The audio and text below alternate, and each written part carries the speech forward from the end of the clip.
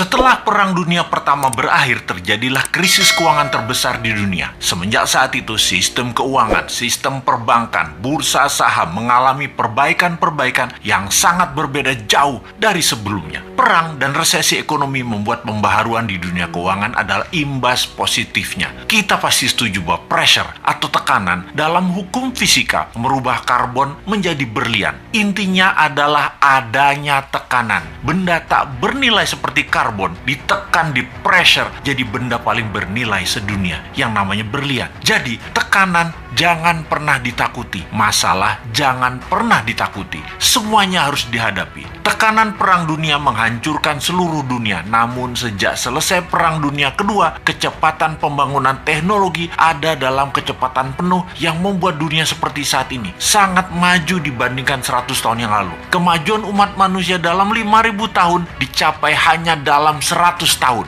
Sejak Perang Dunia Kedua juga ada New World Order yang bercita-cita mulia untuk tidak ada lagi Perang Dunia Ketiga, ingin membuat dunia damai. Dan New World Order tadi di bawah kendali negara pemenang Perang Dunia Kedua, yaitu Amerika dan sekutunya. Lalu sejak tahun 2013 dunia punya penantang baru, penantang New World Order, namanya Tiongkok. Selama 300 tahunan Tiongkok menguasai perdagangan. Tiongkok kemudian dikerjain sama Eropa di awal abad 20, dihajar Jepang, sehingga dalam 200 terakhir penjajahan Eropa membawa kemunduran bagi Tiongkok. Deng Xiaoping kemudian punya ambisi besar, yaitu rebut kembali perdagangan dunia di bawah kendali Tiongkok. Dan kemudian faktanya adalah dalam 40 tahun, sejak tahun 1989 hingga saat ini, Tiongkok membuktikan telah menjadi negara perdagangan nomor 1 di dunia lagi. Menjadi negara kedua terkaya di bawah Amerika. Dan di tahun 2013, Tiongkok mulai ekspansi ekonominya. Strategi mencaplok ekonomi itu namanya BRI atau Belt Road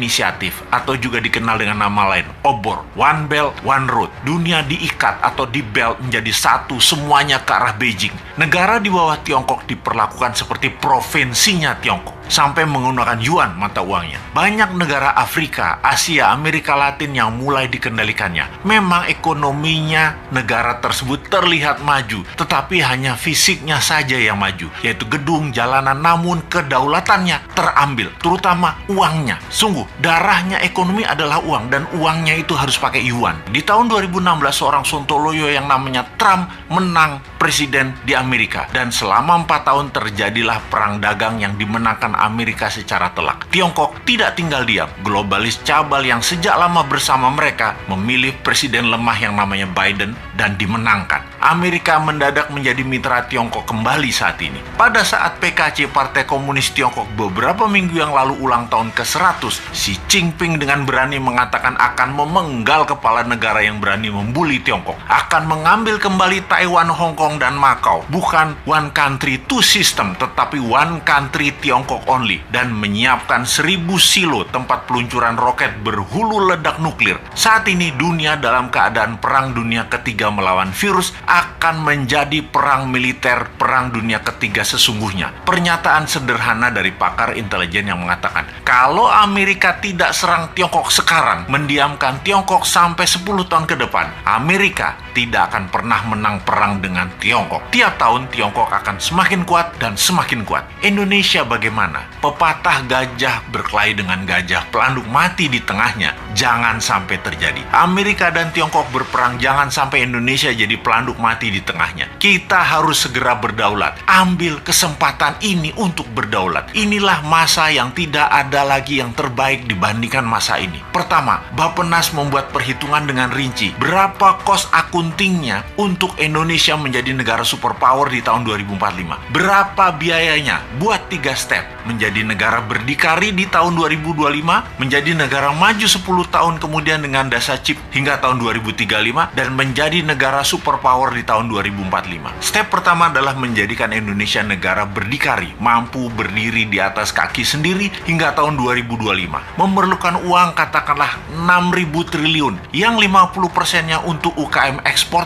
dan ketahanan pangan. Sisanya untuk kesehatan dan sarana tempat tinggal serta jalanan distribusi. revolusi. Kita printing rupiah biru, rupiah baru yang masa berlakunya 10 tahun. Dalam 6 bulan ini, sampai akhir tahun 2021, hitung rinci dan gelontorkan mulai awal tahun 2022 dengan kecepatan penuh dan secepatnya kepada UKM-UKM. Lihat hasilnya bagaimana strategi New Mind ini akan menghasilkan karya, yaitu Indonesia negara superpower.